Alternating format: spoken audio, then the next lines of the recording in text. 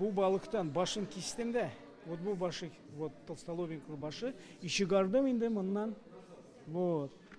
Это жаберный костьлар. Илдар Фәхретдинов бу күргәзмәгә Әстерханнан килгән балыкның итен ашыйбыз, тиресен, сөяген әрәм-шәрәмитмичә менә шундый аяк киемнәре тегәбез ди. Бу кәсеп белән 30 елга якын шөгыльләнә. Кайышлар, милли бизәк төшелгән янчыклар да аныкы. Гадәти кул эшләрен сәнгать дәрәҗәсенә җиткергән ул. Монда левыйсы, монда правыйсы.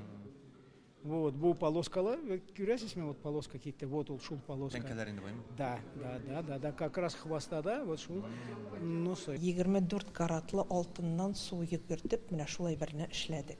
Ә менә монысы Татарстанда җитештерелгән милли бизәкле тәлинкәләр һәм Казан сөлгесе. Аларны яңадан туйларда киң кулланышка кертеп, гореф-гадәтләрне торгызасы иде ди Рәмзия Кашапова. Яңа эш бу, чәк өчен әзерләнгән фарфор белән матур итеп бизәкләнгән менә шундый ике улы блюдо, тәлинкә инде, һәм инде менә безнең Казан сөлгесе. Ринат Әхмәтовның бакырдан эшләнгән паннолары исә татар халкының элек-электән металл белән эшли белүләрен исбатлый.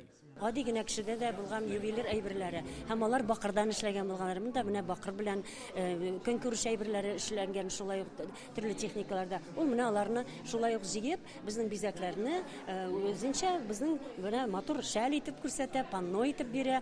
Бүген күргәзмәнең ачылыш тантанасы булды. Килгән кунаклар мондагы рәсем, кул эшләнмәләре, зәркән бизәнү әйберләре белән таныша. Кремльдәге күргәзмәдә 400 артык экспонат тәкъдим ителгән. Бу күргәзмәне күргән кеше үзе дә күпмедер дәрәҗәдә илһам алып китәргә тиеш, чөнки чыннан да безнең тормышны матурлык бизи, ә монда чын матурлык.